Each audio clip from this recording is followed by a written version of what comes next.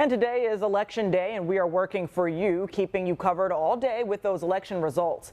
Now, polls open at 7 this morning across the state.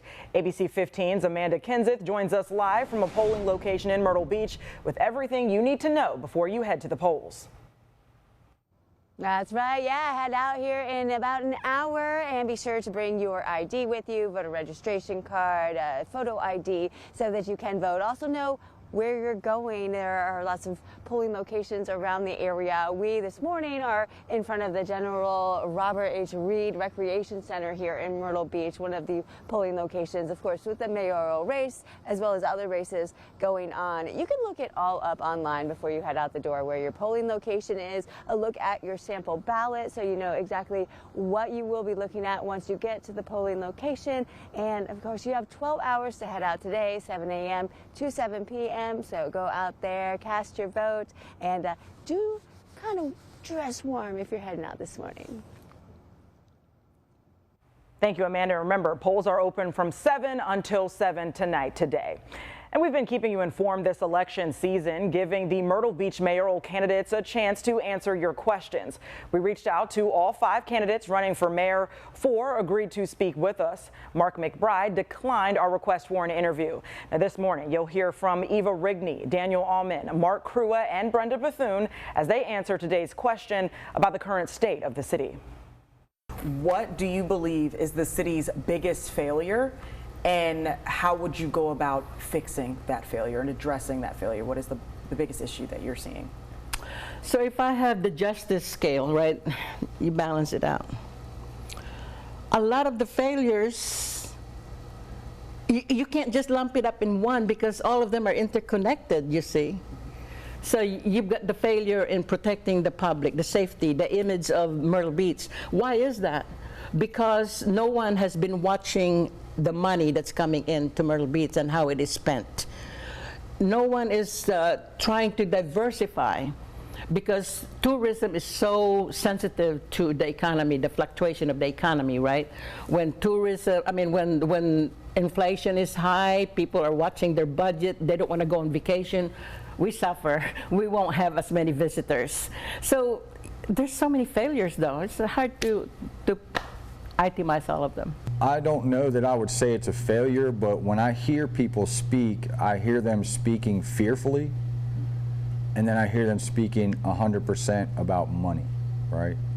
And I don't have anything to say for or against that. I will stay neutral on the subject. But if everybody's saying we need more police and then we also are arguing over money, it leaves out everything else in life. And it also doesn't generate, if somebody's scared or if they see that you're scared, they're not going to want to come here because you're going to get them scared. So you have to get in the state that you want people to be in, that are going to come here and enjoy yourself and live life and be a community that works together and everything. And I'm telling you, if you do that, other people are going to see it and they're going to be like, man, we want to go down there and find out what they're doing down there. They're going to be attracted to it. Right? And I think that would be a lot of it. We're starting off at very basics here. I'm not doing anything complicated. We've not been listening. We haven't been having those conversations generally. I've enjoyed the debate process. I've enjoyed meeting with the neighborhood groups that we talk to. A neighborhood group will ask an hour and 15 minutes worth of questions because they're curious about what we're doing. That they've got an hour and 15 minutes worth of questions would indicate that the city is not having those conversations. So we need to seek input. We need to work more collaboratively with the chamber, with our youth groups, with the business community. So generally speaking, we need to listen to the residents, put the residents first, work with the businesses, not against the businesses. We need to consider that tourism is our big economic engine and make sure that we've got a great visitor experience here and look at the whole city. That's where we've fallen apart. I'm getting around to the answer to the question. We need a whole city plan instead of a 10-block plan downtown. The city is much more than those 10 blocks. If we succeed with those 10 blocks, will that make Myrtle Beach? No. if we spend another $200 or $300 million on those 10 blocks, will that break Myrtle Beach? That's a legitimate question. So I think we need to have a whole city vision. We need to bring back the sense of community that once existed. We need to have these conversations that have occurred during the election cycle. They need to continue all the time. Well, I'll preface it by saying that I think every failure is an opportunity to learn and to grow and change the way you would handle a similar situation next time. Unfortunately, we had one of the shootings on Ocean Boulevard this last summer. The city was criticized greatly for not coming out right away with a statement or having a press conference. That shooting involved SLED, and I think we listened too much to some of the advice that we were getting from SLED, and we should have come out right away with something. There was a shooting, I can't remember how many years ago, it was during Mayor Rhodes' term as mayor. And the city was criticized then as well for not coming out with a statement after a shooting.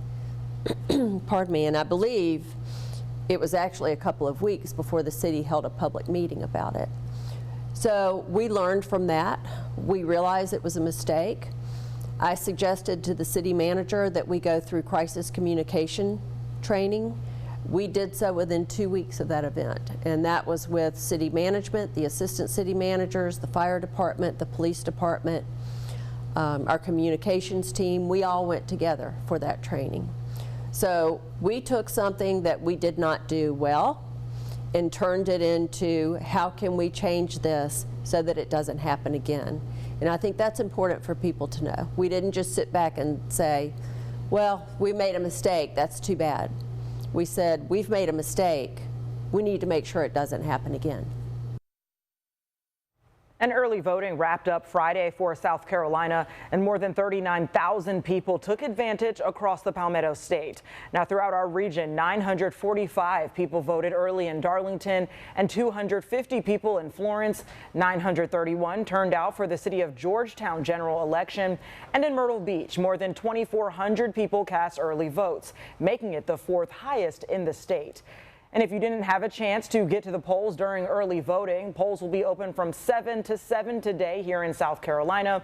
In North Carolina, polls will be open from 6:30 until 7:30 tonight.